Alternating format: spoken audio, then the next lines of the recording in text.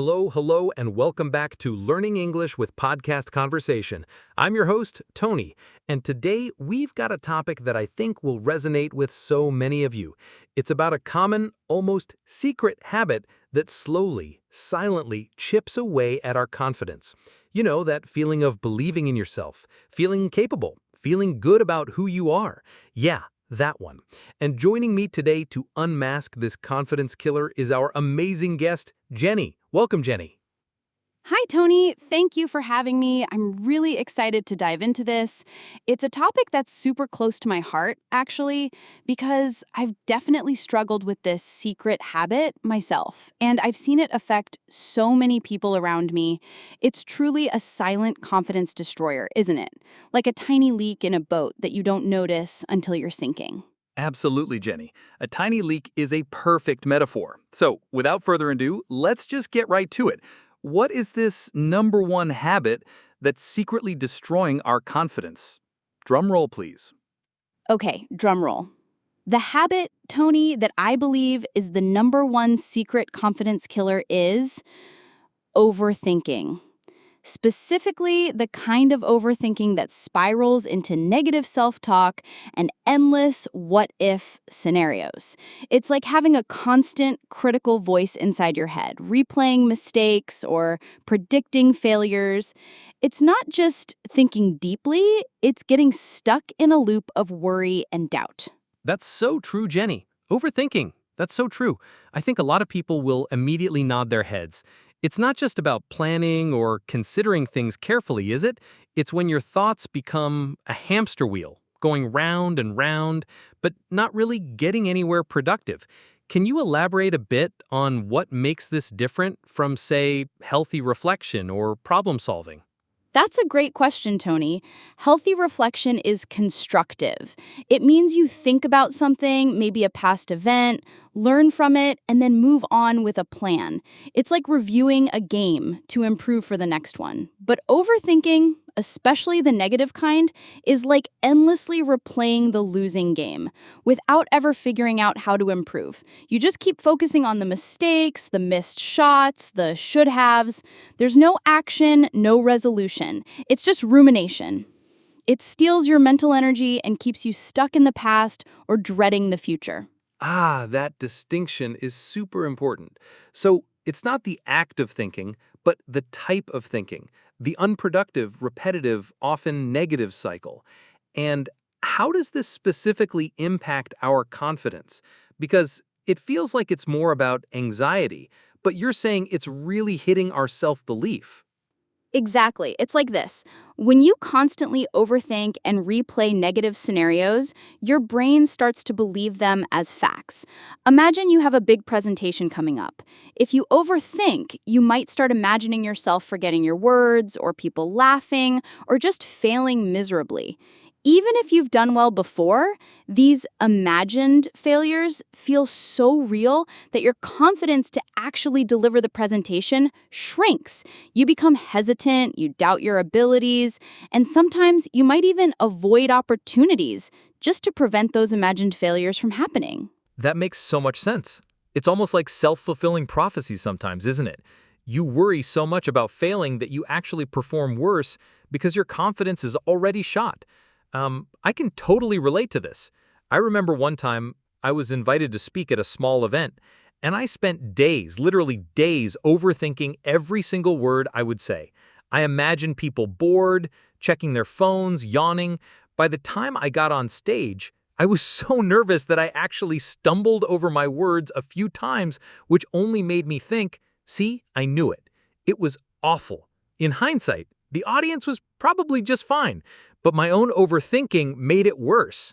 Oh, Tony, that's such a relatable story. And it highlights the insidious nature of overthinking.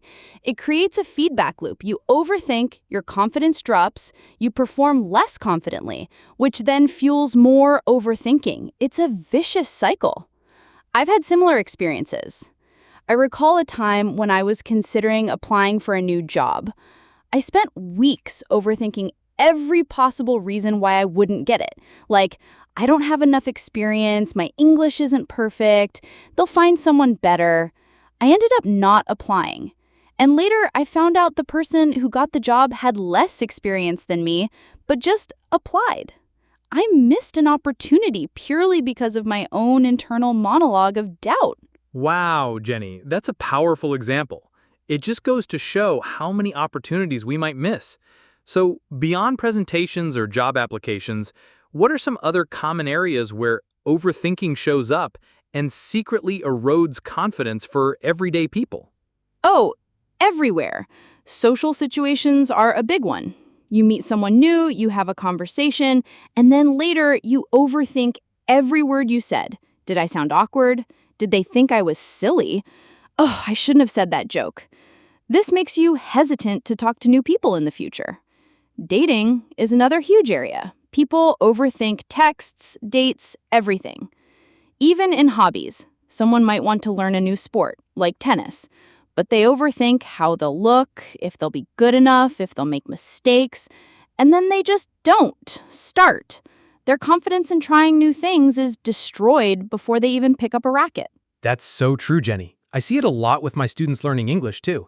They overthink every sentence before they speak, worrying about grammar or pronunciation, and sometimes they just freeze. And then they feel bad, which makes them overthink even more. It's such a sneaky trap. Yes, absolutely. The fear of making a mistake becomes so strong that it paralyzes them. They lose confidence in their ability to simply communicate, which is the whole point of language. It's ironic because the more they overthink, the less they practice and the slower their progress becomes. It reinforces the idea that they're not good enough, when in reality, they're just overthinking the process. It's a cycle that needs to be broken. So, Jenny, we've identified the problem. Overthinking, that destructive, confidence-eroding cycle. Now for the good part. How do we break it? What are some actionable strategies our listeners can start using today to fight back against this confidence killer? Great question, Tony. Let's get to the actionable steps. I have 3 key takeaways that I think can really make a difference. The first one is awareness is key. Catch yourself overthinking. Often we're doing it unconsciously, so when you feel that familiar anxious loop starting, or you're replaying a conversation for the 10th time, or imagining worst-case scenarios, just pause, notice it. Say to yourself, I'm overthinking again. Simply acknowledging it is the first step to gaining control. It's like shining a light on the hidden habit. That's powerful. Just noticing it rather than letting it consume you. It reminds me of mindfulness practices, right? Just observing your thoughts without judgment. Okay, what's your second takeaway? Exactly. It's very much connected to mindfulness. My second takeaway is challenge your negative thoughts and shift your focus to action. Once you've caught yourself, ask yourself, is this thought actually true? What evidence do I have for it? Often these negative thoughts are just stories we tell ourselves.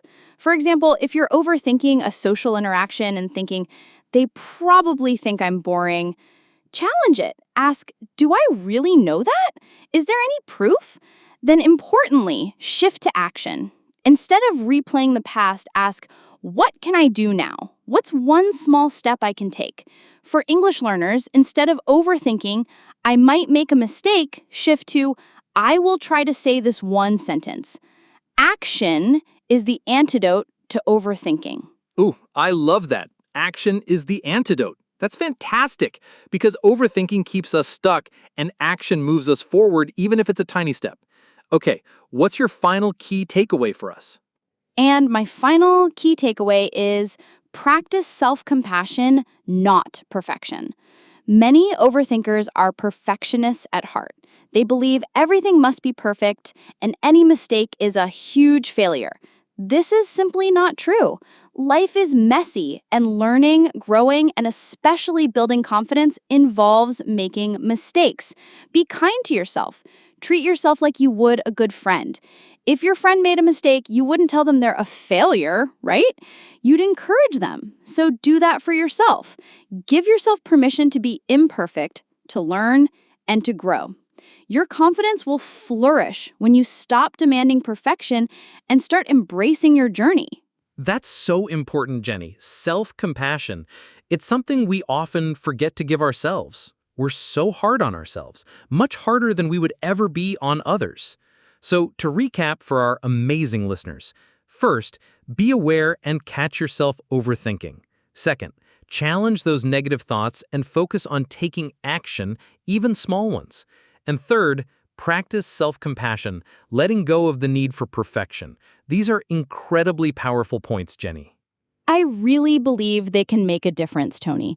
It's not always easy, of course. It takes practice, just like any new habit. But gradually, you'll find that the hamster wheel in your mind slows down and you'll feel lighter, more capable, and definitely more confident. Absolutely. And to our listeners, remember, your confidence is precious. Don't let overthinking secretly chip away at it. Start today just with one small step. Maybe it's